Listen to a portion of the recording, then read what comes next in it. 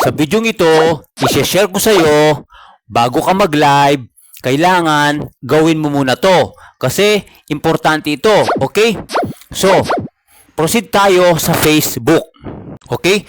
Dadahan-dahanin ko lang ang video ito guys, para masundan mo. Okay? Nandito ngayon tayo sa Facebook Home. Ayan, kung nakikita mo yung blue, Facebook Home yan. Pero pupunta tayo sa Facebook Wall. Ayan, yung profile ko, picture sa may bandang kaliwa. Pindutin mo yan guys. Kasi magla-live tayo. Dahan-dahanin ko lang para mas madali mong masundan. Scroll mo siya pataas. Okay, scroll mo siya. And then, kung makikita mo sa may bandang gitna, what's on your mind, reel, tsaka live. Okay, pindutin mo yung live kasi pupunta tayo dun sa live. Ipapakita ko sa iyo bago ka mag-live kung ano ang dapat mong gawin. Okay? So, before mo pindutin yung live button na yan, yung blue button, bago mo pindutin yan, okay? Ang kailangan mong gawin ay pumunta ka dito sa may tatlong hamburger sign, okay? Sa may kanan, sa may baba, tatlong hamburger sign, pindutin mo yan guys. Pagka pindut mo yan guys, lilitaw ganito, okay? And then, pagka ganyan guys, i-scroll mo pataas kasi ituturo ko sa'yo yung mga kailangan mong gawin bago ka mag-live. Una, makikita mo dito sa may bandang gitna, earn stars. Okay? Tapos may bandang kanan niya, gilid, may bilog. Pindutin mo yan guys. Pindutin natin. Pag pinindot mo yan, magkakakulay blue, which is, nakalagay dito, stars enable. Okay? And then, sabi dito, promoting stars during your video can increase engagement. Okay, yon. And then, scroll mo pataas guys. Scroll natin, dahan-dahan lang tayo. Scroll natin. At pag nasa baba na guys, makikita mo dito, yan, sa may comments. Pindutin mo yung comments guys. Okay, importante ito. Sundan mo lang to ha. Tapusin mo yung video ito para alam mo din bago ka mag-live. Importante ito. Kahit na paulit-ulit ako guys, kailangan mong gawin ito. Makikita mo dito, comment settings, tsaka profanity filter. Pindutin mo yung profanity filter. Ayan. Yan. Pindutin natin. Pinindit ko na. Okay? Yung profanity filter kasi guys, kailangan maset natin yan sa strong. Ayan. May off, moderate, and strong. Yung bilog sa gilid, sa baba, bandang kanan, pindutin mo yung strong. Bakit natin ginawa yung strong profanity filter? Kasi para ma-filter yung hindi ka aya-ayang salita na magme-message sa live natin para hindi masira yung live natin at walang silang mabasa na ganong words. Okay? So, after nung napindot yung strong guys, done. Done mo na siya. Okay? After that, sunod naman, mabagal lang para masundan mo guys ha, yung comment settings. Pindutin mo comment settings. Okay? Next is ibablock natin yung mga comment na may link. Okay? Scroll natin pataas, which is nasa baba na pala siya. Okay? Makikita mo yung pinakababa, guys. Block comments with link. Ano ang ibig sabihin nun? Ibig sabihin, hindi mo pinapayagan na yung mga message ay maglagay sila ng link. Okay? At ang nakalagay dito, only the broadcaster and moderators comments with a link will be shown. Which is, ikaw lang ang nagla-live, yung pwede maglagay ng link o kaya yung moderator na inassign mo. Okay, kaya i-on natin yan. Okay? And then, done. Makikita mo sa taas, done. Pindutin mo yan. Okay? And then, guys, i-scroll mo siya pababa ha. Scroll pababa para bumalik tayo sa live. Isa pang baba. Isa pang scroll. Isa pang pababa, scroll. Isa pa. Ayan. Parang tatlong ganon para bumalik siya dito. Tatlong slide. 1, 2, 3. Okay. Base dito. Okay. And then, guys, kaya nga natin sinet yun para yung mga link hindi papasok sa live natin. Kasi si Facebook, minsan hindi niya ina-allow yung mga ibang link. Okay? Tulad ng mga hindi natin kakilalang tao o mga masasamang loob man yan, maglalagay ng link sa live natin para automatic mahahide siya. Okay.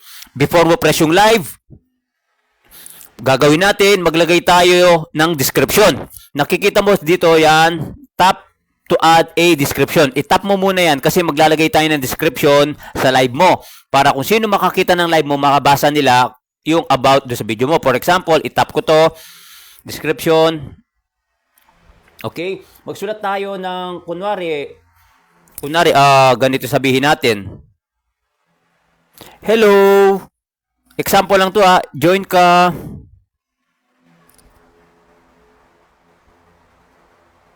Sa live. Sorry guys. Sa live kwentuhan. Hello, join ka sa live kwentuhan. Tapos sabihin mo, siyempre maglagay ka ng tag. Sabihin mo, hashtag pala. Team Hilas. Okay, and then Team Hilas. Ayan, pindutin mo 7 million. Ayan, nakalagay na. And then, paglagay mo yung description, guys, done. Sa may bandang, ito. Ay, makikita mo yung blue. Ayan, pindutin mo yan, done. Pindutin natin. Pinindot ko na. And then, pagkatapos mo maglagay ng description, binabagalan ko lang para masundan mo, guys, okay? Kasi bago ka mag-live, importante yung gawin mo muna to. Then, makikita mo sa gilid na to, mga gilid na yan, okay? Sa pinakababa, ito. Text. Yan, pindutin mo yung text. Pag pinindot mo yung text, guys, yung purpose niyan, maglalagay tayo ng caption. Okay?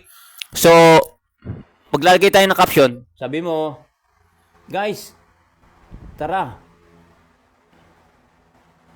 Sama ka sa live.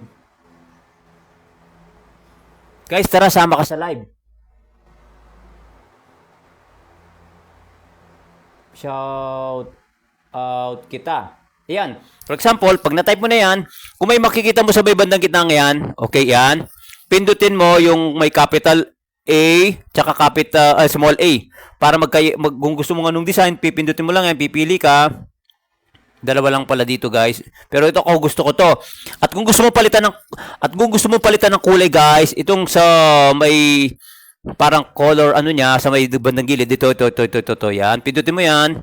Kung gusto mong anong kulay na alalagan mo, pwedeng black. Okay, pindutin mo ulit. Pwedeng white o kung ano man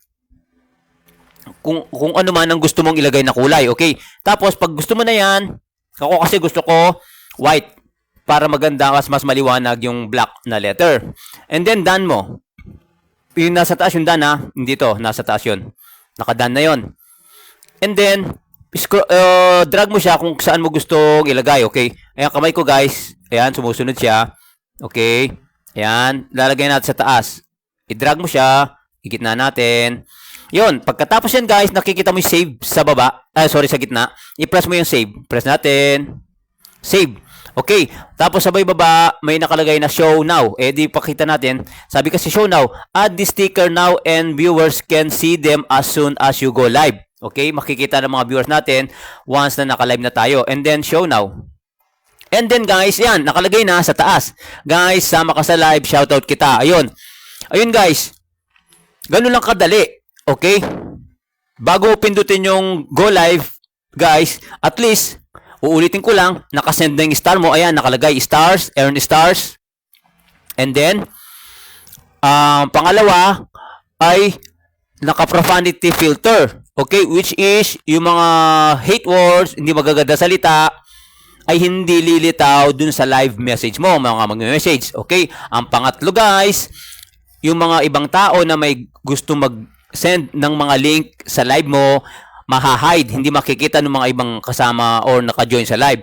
Kaya, guys, itong video ito, sana nakatulong sa'yo. Okay, pero may additional akong i-share. Okay, at sasabihin mo rin sa live, guys, okay, bawal maglagay ng malalaking sticker. Especially yung mga sunod-sunod. Okay? Ulitin ko lang, bawal maglagay ng malalaking sticker sa live. Kasi may nangyari sa kapwa content creator natin.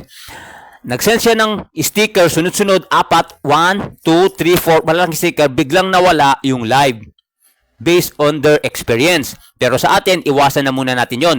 Guys, maraming salamat po dito sa video ito at sana sundan mo at may natutunan ka. Okay? I-share mo itong video ito para sa mga nagla-live o magla-live ka. O baguhan ka lang mag-live. At least alam mo na. Okay? Maraming salamat po. God bless everyone and see you sa mga susunod nating mga video. Bye-bye!